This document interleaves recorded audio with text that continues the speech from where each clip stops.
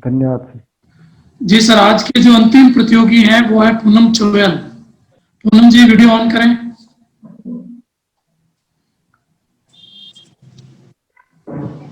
जी Upadhyay sir.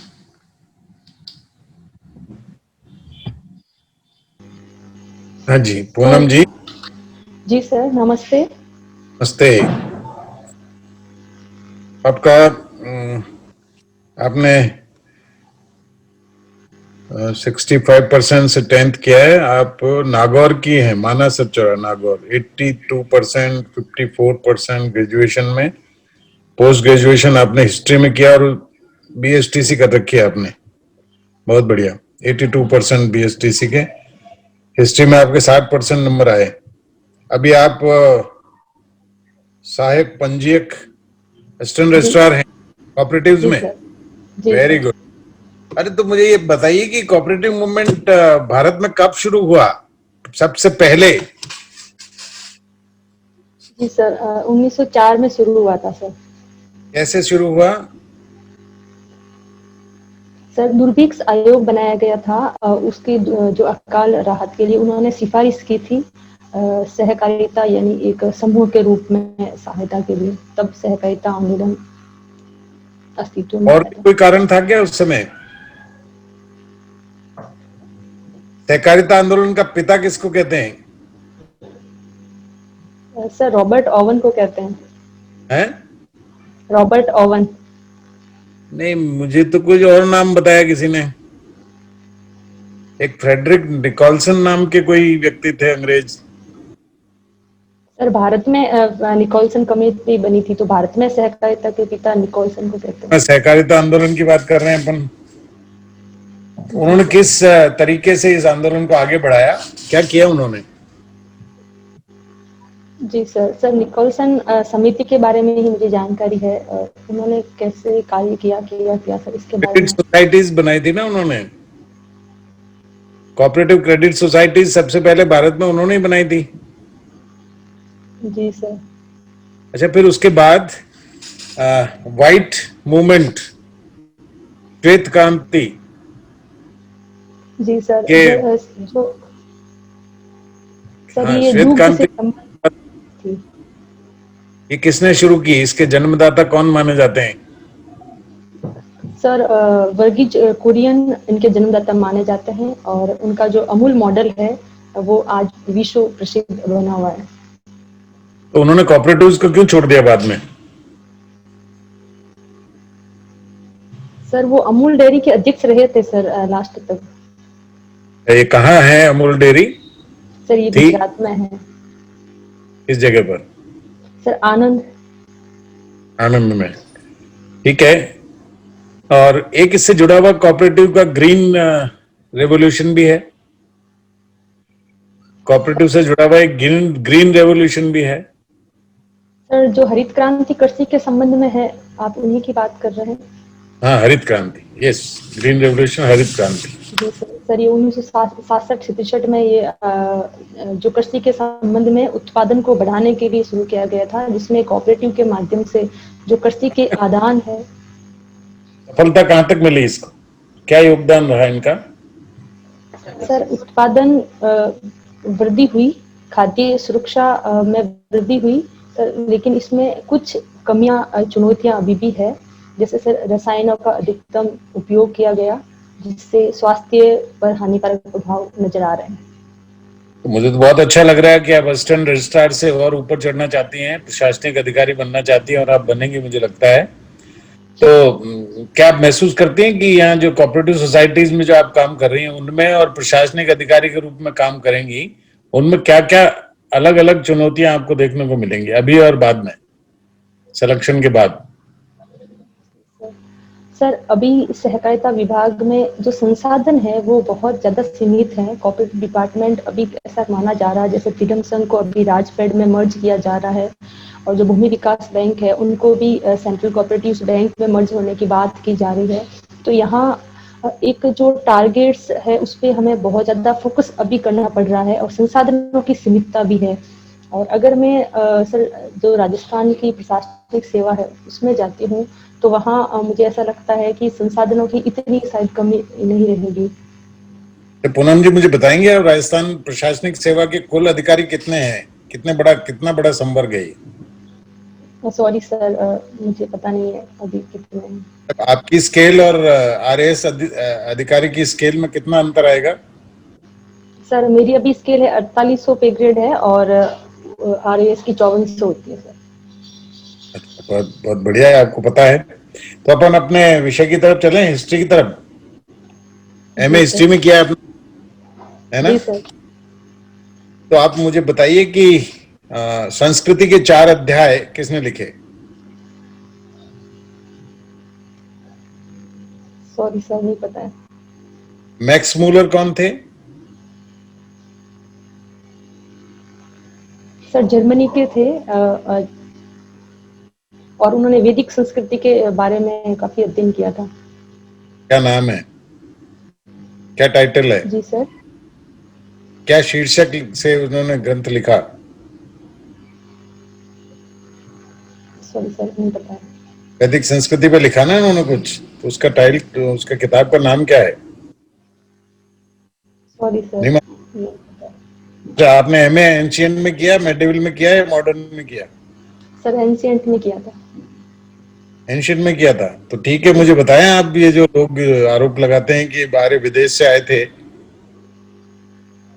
है ना, और यहाँ आकर उन्होंने आक्रमण किया और यहाँ के मूल निवासियों को यहाँ से भगा दिया और दक्षिण की तरफ चले गए, उनको द्रविड़ कह दिया, इस सिद्धांत को आप सही मानते हैं क्या? सर अभी तक जो सिद्धांत आए हैं उसमें आर्यों को मध्य एशिया में से आना बताया गया, वो सबसे सटीक माना गया है। और सर इसके मैक्स मूलर की जो थ्योरी थी उन्होंने ही बताया था मध्य एशिया से। मैं भी सर अभी इसके बारे में सहमत हूँ। सप्त सिंधु प्रदेश किसने बताया? सर सिंधु नदी के जो 7 नदियों वाला क्षेत्र है। के रहने वाले थे आर्य, ये किसने बताया? सर अभी मैं याद नहीं कर पा रही हूँ सर, शायद एक सरस्वती नदी के उद्गम स्थल की जानकारी, उस पर शोध हुआ है बहुत। सर सर वो शिवालिक हिमालय से निकलती है। हाँ?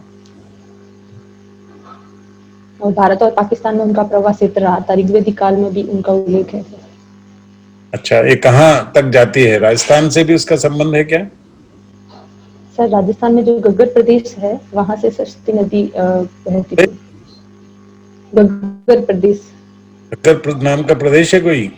सर जो गग्गर भू भौतिक भाग है, गंगानगर हनुमानगढ़ का क्षेत्र है।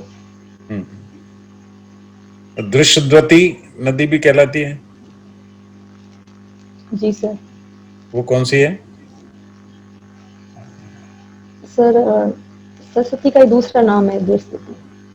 अच्छा अच्छा, चलिए पूनम जी, आप मुझे बताएं कि सिंधु सभ्यता और वैदिक ऋग वैदिक सभ्यता, इसमें लोगों ने बहुत अंतर बताए हैं। जी सर। क्या क्या अंतर आप बता सकते हैं? सर जो सिंधु सभ्यता थी वो मुख्य नगरीय सभ्यता थी, जबकि ऋग्वैदिक सभ्यता ग्रामीण सभ्यता थी। और सिंधु सभ्यता कांस्य युगीन थी और ऋग्वैदिक सभ्यता है वो लोह युगीन सभ्यता थी। तो ये समझ में नहीं आ रही कि पहले नगरीय सभ्यता का विकास होता है या पहले ग्रामीण सभ्यता का विकास होता है? सर नगरीय सभ्यता पहले ग्रामीण सभ्यता का विकास होता है, लेकिन जो सिंधु सभ्यता थी। वैदिक तो बाद, ऋग्वैदिक बाद में कैसे हुई? जी सर। सर जो सिंधु सभ्यता थी उसके समानांतर और भी सभ्यताएं थी जो ग्रामीण सभ्यताएं थी, उनका ऐसा माना जाता है कि हो सकता है कनेक्शन नहीं रहा हो, कनेक्टिविटी नहीं रही हो। और दूसरा सर कारण ये है कि जो वैदिक सभ्यता थी वो गंगा की घाटी में विकसित हुई थी, और सिंधु सभ्यता जो हड़प्पा स्थल है भारत और पाकिस्तान के उत्तर पश्चिमी क्षेत्र। वैदिक सभ्यता के जो पुरातात्विक स्थल मिले हैं वो कौन सी नदी पर मिले हैं? जी सर, मैं रिक्वेस्ट करूंगी आप एक बार पर्सन को वापस दोहराएंगे। ये जो ऋग्वैदिक सभ्यता के जो पुरास्थल मिले हैं वो कौन सी नदी के ऊपर मिले हैं? सर वो गंगा की घाटी में मिले हैं सर। गंगा की घाटी, गंगा किसकी सहायक नदी थी?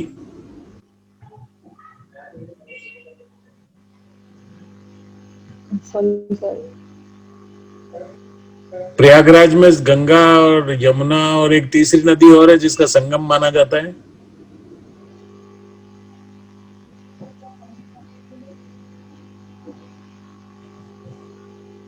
सर अभी नहीं याद कर पा रही सर, सॉरी। चलो कोई बात नहीं, इसको आप पढ़ना।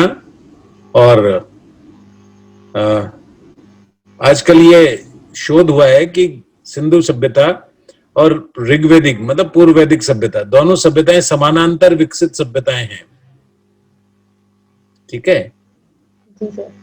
तो इस पर आपने कभी कुछ पढ़ा है? ये शोध हो गया है, इसको मान लिया है, इसको मान्य मान लिया गया है। कुछ पढ़ा है आपने इस पे?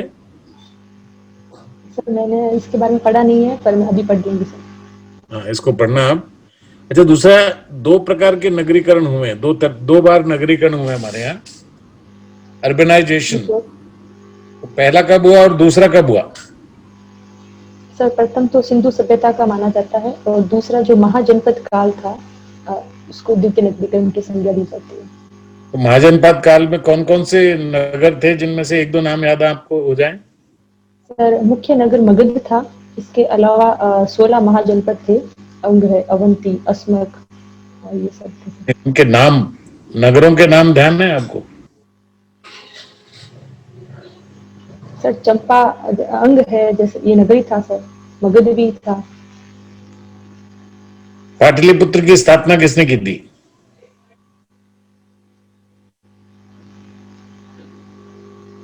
सर मौर्य साम्राज्य में से किसी शासक के द्वारा की गई थी।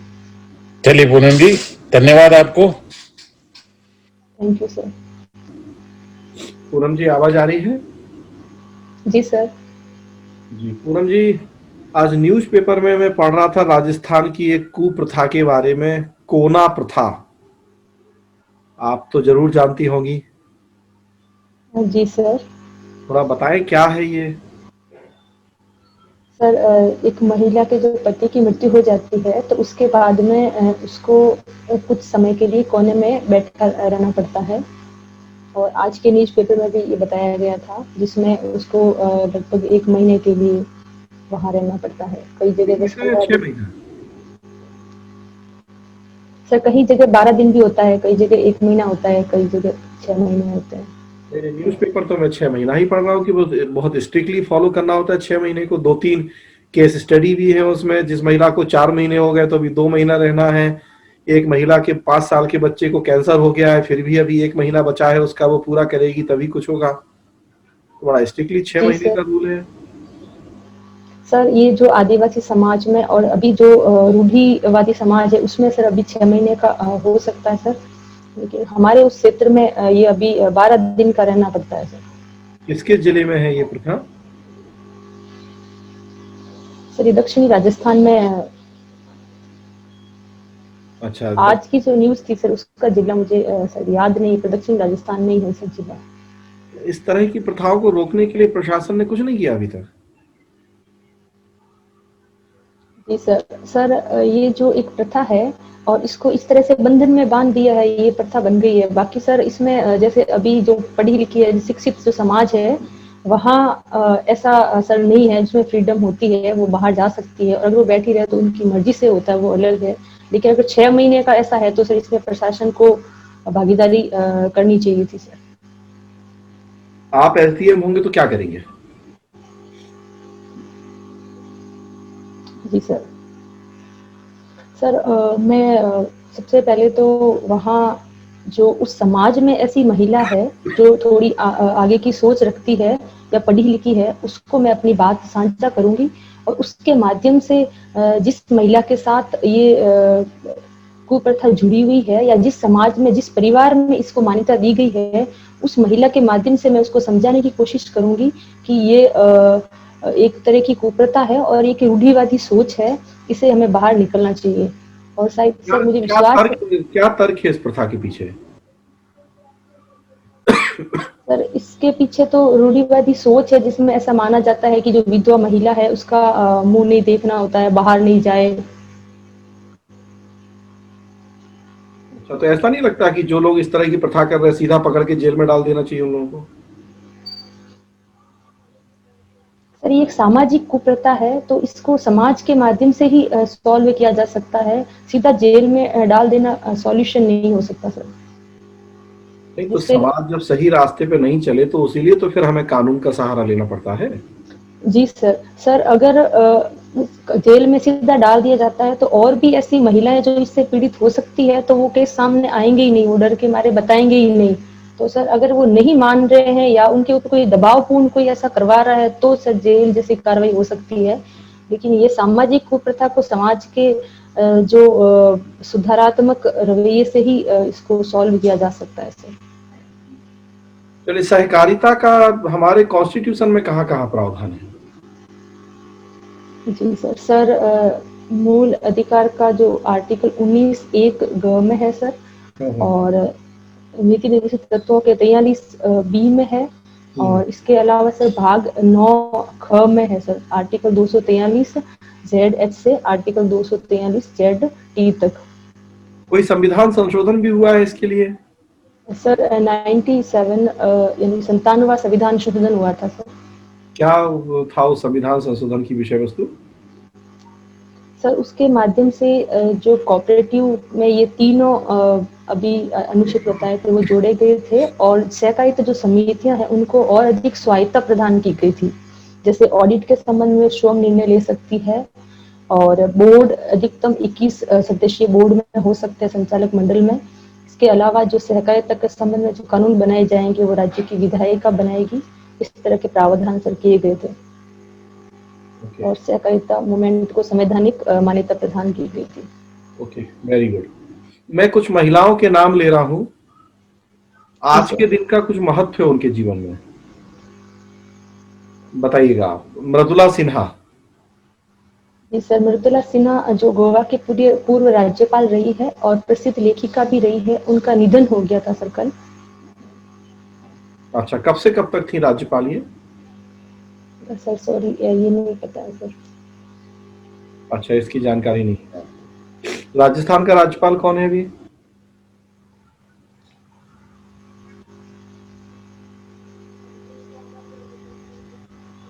सर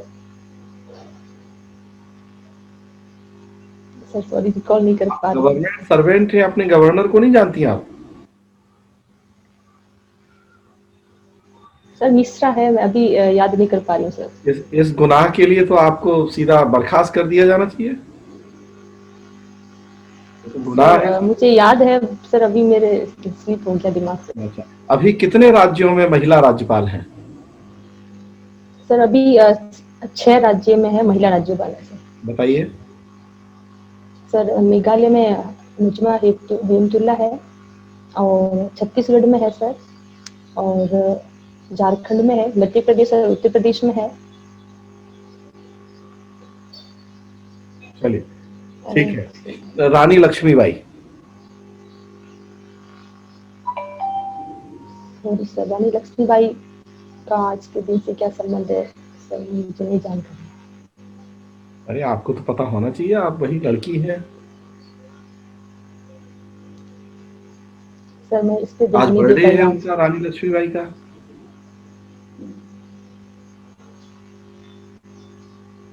इसके लिए 19 सॉरी सर। नवंबर 1835 को पैदा हुई थी वो।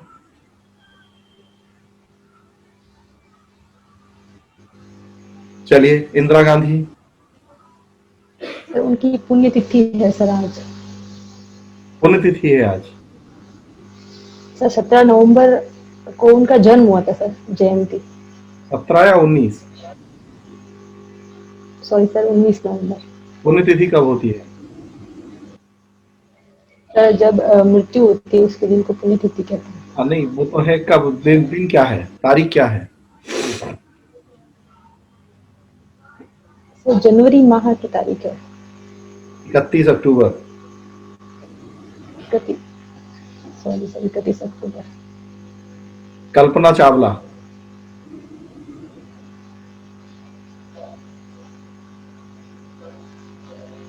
सॉरी सर, नहीं पढ़ पाई मैं इसके बारे में। कल्पना चावला का नाम सुना है? जी सर।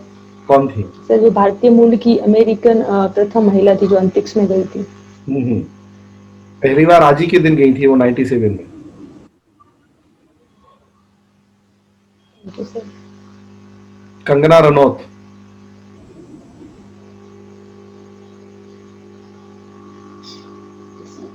सॉरी सर, नहीं पता है। आज का न्यूज़पेपर पढ़ा है? जी सर पढ़ा है, लेकिन मैंने इंदिरा गांधी जी के बारे में पढ़ा था और मृदुला जी सिन्हा के बारे में। बाकी वाले सर जो आप नाम बता रहे हो वो नहीं कंगना पढ़ पाई रनौत सर। की भी न्यूज़ है आज। जी सर। कंगना रनौत से जुड़ी हुई न्यूज भी है आज न्यूज़पेपर में। मुंबई पुलिस ने उन्हें तीसरी बार समन भेजा है।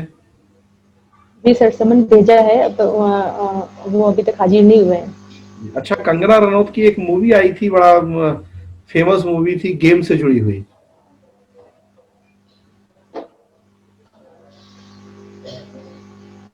सॉरी सर नहीं पता। अरे आपकी तो हॉबी है वही।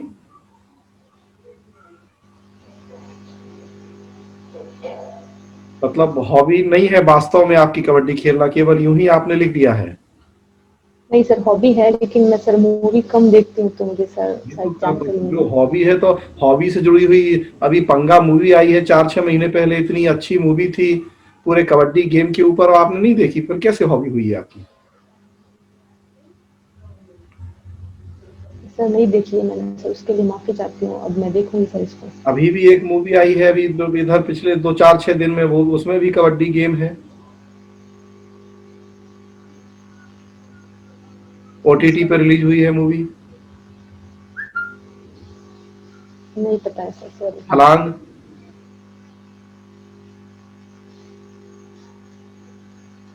चलिए ठीक है। राजेश सर। जी सर। जी पूनम जी, सुन पा रहे हैं? जी सर नमस्ते। नमस्ते। महिलाओं की बात हो रही है तो अगर आपको आरपीएस की पोस्ट मिले तो ज्वाइन करेंगी आप? सर मैंने आरपीएस को वैसे 5th चॉइस पे भरा है, फिर भी अगर मिलता है तो मैं ज्वाइन करूंगी सर। अच्छा, आज दो महिलाएं चर्चा में है, आईपीएस महिलाएं। आईपीएस रूपा क्यों चर्चा में आज? सर ट्विटर के माध्यम से इन्होंने ट्रू आइडियोलॉजी ट्विटर अकाउंट था, उनके साथ चैट की थी और उसको, सॉरी सर। आप पानी पानी पीना चाहे तो पी सकती हैं आप। नहीं सर, तो उस ट्विटर के चैट के माध्यम से ट्विटर को सस्पेंड कर दिया था उस अकाउंट को, इस वजह से वो काफी ट्रोल की जा रही थी। अच्छा, एक और महिला आईपीएस अधिकारी है जिन्होंने केबीसी में 1 करोड़ रुपए जीता है। जी सर न्यूज पढ़ी थी मैंने, पर मैं नाम नहीं याद है वो महिला कौन थी। अच्छा, खाना बनाती हैं आप? जी सर। अच्छा, अभी सोयाबीन का तेल बहुत महंगा हो रहा है और कारण क्या है उसमें? सर उसमें एक तत्व रसायन जो काम में लिया जाता है, उसकी अभी कमी बताई जा रही है। इस वजह से उस मील के जो सोयाबीन की जो तेल की मील है उसमें प्रोसेसिंग में जटिलता आ सकती है, तो ये महंगा होने की संभावना है। कौन सा केमिकल है वो? केमिकल का नाम बता पाएंगे? सर भूल गई, मैंने पढ़ा था। ये महंगाई की बात हो रही है तो महंगाई भी अभी बहुत बढ़ रही है। राज्य और केंद्र सरकारें महंगाई को रोक सकती है क्या? जी सर। सर सरकार, फिर क्यों नहीं रोक लग रही महंगाई?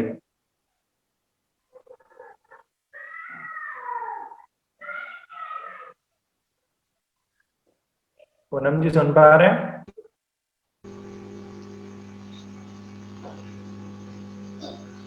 आवाज आ रही है सर मेरी? हाँ बोलिए। सर आपका क्वेश्चन है कि महंगाई को सरकारें रोक सकती हैं क्या? हाँ, क्यों नहीं रोक पा रही है फिर?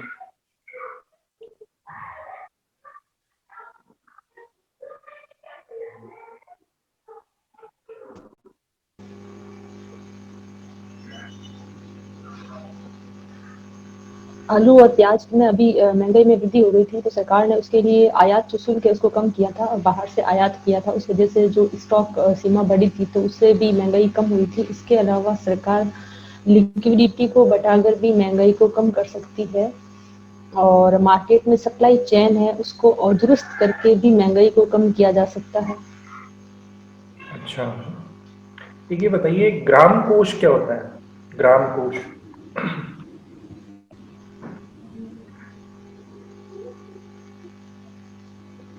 सॉरी सर, नहीं पता। चलिए, भारत में जो कृषि बिलों का विरोध हो रहा है उससे क्रिसमस त्योहार प्रभावित हो रहा है, कैसे हो रहा है वो बता पाएंगे कारण?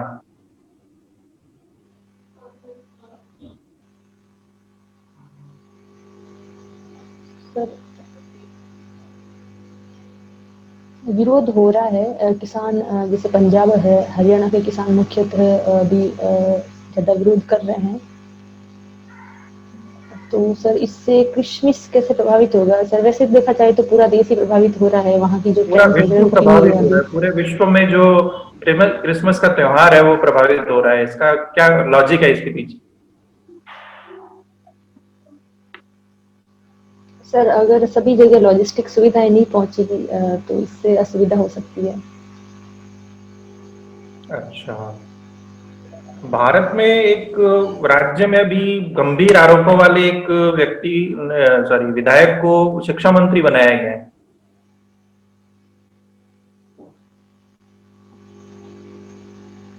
सॉरी सर, नहीं पता है। अच्छा, मैं बता दें तो बिहार में सही है क्या एक तरीके से?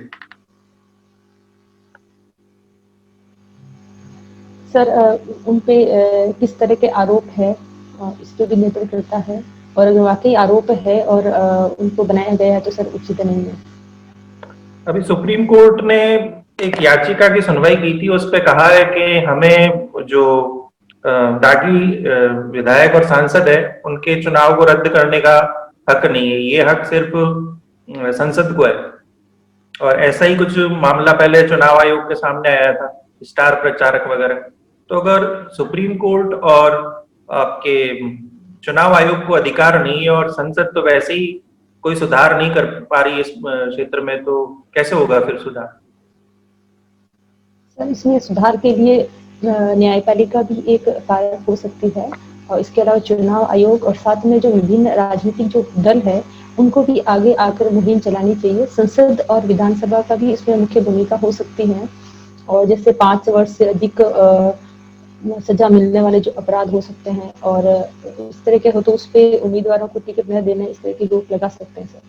लेकिन ये संसद और राजनीतिक इच्छा शक्ति की इसमें ज्यादा आवश्यकता है।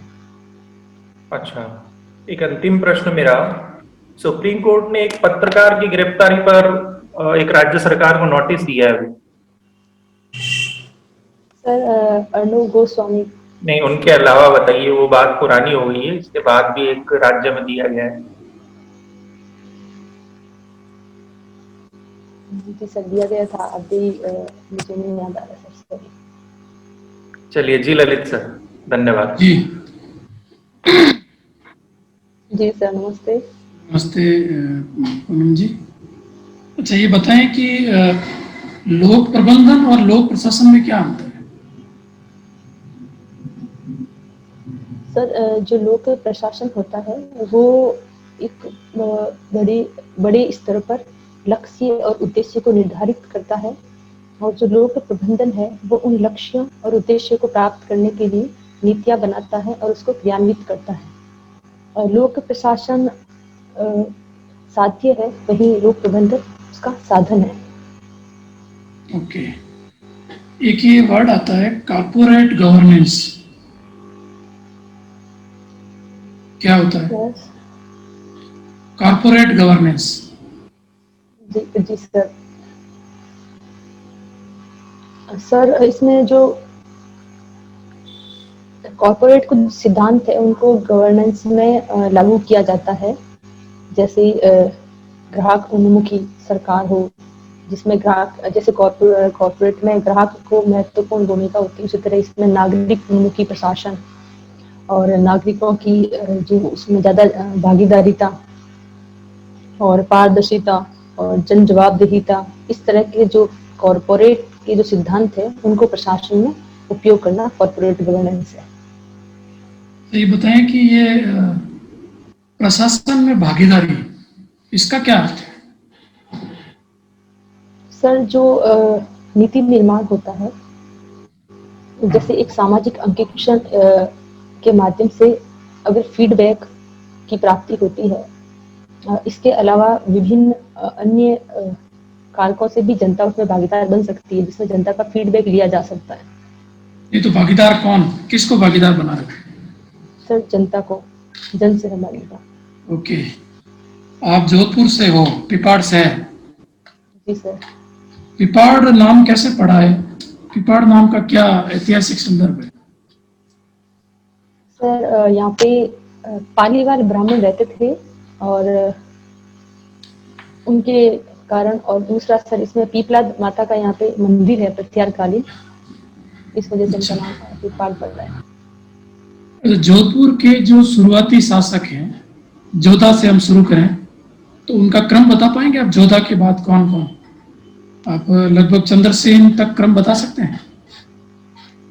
सर, मैं मुख्य मुख्य राजाओं के नाम बता सकती हूँ। करिए, कोशिश करिए। सर, राव जोधा और हाँ, आस्करण, राव आस्करण और राव सातुलदेव और हाँ बोलते जाइए। जी सर, राव गंगा, राव मालदेव और राव चंद्रसेन। इस क्रम को आप चेक करेंगे वापस जाके, ठीक है? नहीं, मैंने करा दिया। अच्छा, नेक्स्ट है कि ये जगत गुसाई किसको कहा जाता है? जगत गुसाई आपने बताया ही नहीं था कि वापस। सर, ये मारवाड़ की राजकुमारी थी, पर एग्जैक्ट नहीं पता है सर कौन से महाराजा की पुत्री थी जिनका मुगलों के साथ में वैवाहिक संबंध स्थापित किया गया था। ओके।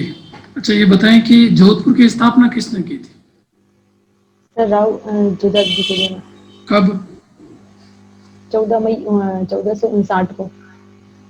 14 मई, आप कंफर्म हो? जी सर। अच्छा, ये बताएं कि राठौड़ वंश का संस्थापक किसे कहा जाता है?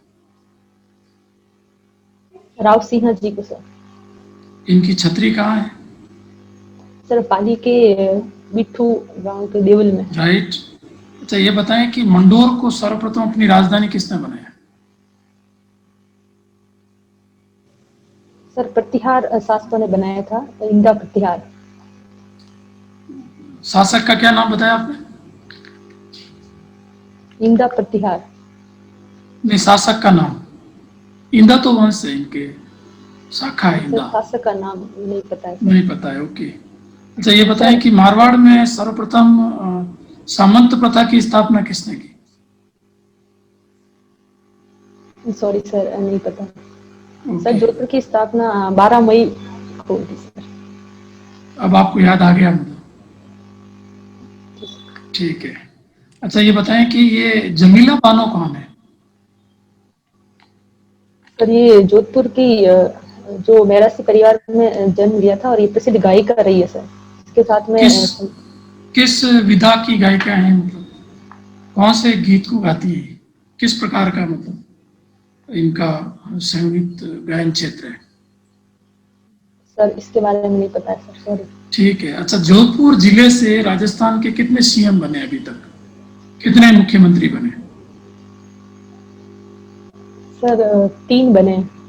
कौन कौन? जनरल व्यास जी और बरकतुल्ला खां और अशोक गहलोत। अशोक गहलोत क्रम की दृष्टि से कौन से वे सीएम है? पद की दृष्टि से? तीसरे हैं सर। पद की दृष्टि से अगर आप शुरू से काउंट करें तो अभी इनका कौन सा क्रम आता है? सॉरी सर, ये नहीं पता है सर, इनका कार्यकाल तीसरा है। ओके। जयनारायण व्यास कितनी बार बने? सर, 2 बार बने थे, एक बार मनोनीत और दूसरी बार चुनाव के माध्यम से निर्वाचित सीएम। ओके ओके ओके, ठीक है सर। उपाध्याय सर। हाँ, पूनम जी, जी सर। आप तो ऑलरेडी सर्विस में, इसलिए ज्यादा चिंता नहीं कर रही मुझे लगा। लेकिन आरएएस अधिकारी बनना एक बहुत बड़ी बात है, तो आपको बनना ही चाहिए, बनना पड़ेगा। इसके लिए आपको कुछ तैयारी करनी पड़ेगी, आपकी जनरल नॉलेज आपको बढ़ानी पड़ेगी, आपको थोड़ा सा करंट समसामयिकी के बारे में, थोड़ी कोऑपरेटिव मूवमेंट के बारे में आपको जानकारी और बढ़ानी पड़ेगी, भारत में और विदेश में। भारत में मुख्य रूप से कोऑपरेटिव मूवमेंट के बारे में थोड़ी और जानकारी आप करें। क्षेत्रीय जानकारी आपको कम नजर आई मुझे, तो उसको भी थोड़ा सा बढ़ाएं। और जैसे कुछ सवाल समसामयिकी के पूछे आज के अखबार से संबंधित, वो आप नहीं बता पाए। जैसे कंगना रनौत के बारे में पूछा, कबड्डी के बारे में पूछा, आपने अपनी हॉबी में लिखा है। तो ये कुछ इंदिरा गांधी के बारे में आप कंफ्यूज हो रही हैं, आज उनका जन्मदिन है या ऐसे निर्वाण तिथि बता देंगे तो उल्टा हो जाएगा ना काम। तो इसका मतलब ये है कि आप अलर्ट नहीं है, यू आर नॉट अलर्ट। आप तो पहले से ही नौकरी में हैं, असिस्टेंट रजिस्ट्रार छोटा पद नहीं होता है, राजस्थान कोऑपरेटिव सर्विसेज में है, तो आप समझ रही हैं कि मेरे क्या करना है। लेकिन आपको आरएस बनना पड़ेगा हमारे कहने से, ठीक है। उसके लिए 2-3 बातों का आप ध्यान रखें। आपका एक तो एनर्जी लेवल बढ़ाएं। आपको तो बोल्ड होके बोलना चाहिए, क्योंकि आपके पास नौकरी तो ऑलरेडी है ना। वो आपके में एक एनर्जी लग रही है, एनर्जी लेवल आपका, आपकी बॉडी लैंग्वेज थोड़ी सकारात्मकता होनी चाहिए। वो सकारात्मकता आपको नहीं लग रही है। इंटीग्रिटी होनी चाहिए, क्लैरिटी इन आंसर्स होनी चाहिए। आपकी लैंग्वेज में भी क्लैरिटी नहीं है। थोड़ी लैंग्वेज को और शब्द चयन को भी आप थोड़ा ठीक करें, ठीक है ना। जी सर। तो एक ध्यान रखेंगे, अभी आज से शुरू कर दें आप। और अब की बार जब भी अगर मौक दें आप, तो बिल्कुल ऐसे हंसते हुए देना, है ना, मौज मस्ती में। लगना चाहिए कि ये मेरे को क्या है, होगा तो होगा, नहीं होगा तो नहीं होगा। ऐसे लोगों का जल्दी होता है। ठीक है, ओके, ऑल द बेस्ट, शुभकामनाएं। आपका ओवरऑल परफॉर्मेंस बेस्ट है आपकी, ठीक है। जी राजेश सर।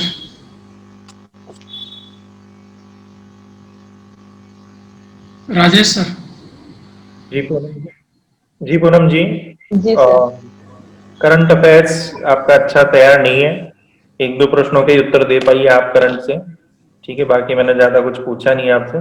अवधारणात्मक जो चीजें थी उनका लगभग संतुलित उत्तर था आपका, लेकिन बॉडी लैंग्वेज से आप बहुत बुझी सी, एनर्जी लेस नजर आ रही है, ठीक है। तो आपका सरकारी सेवा में होने का वो ऊर्जा दिखाई देनी चाहिए, ठीक है। सर मैं नेक्स्ट टाइम कोशिश करूंगी। हाँ, हो सकता है मेरे माइक्रोफोन से आवाज थोड़ी कम आ रही हो, ये भी एक प्रॉब्लम रही है सर। आम जनता को पेश करेंगी या आप अपने उच्च अधिकारियों को पेश करेंगी, इसी प्रकार से थोड़ी कर पाएंगे।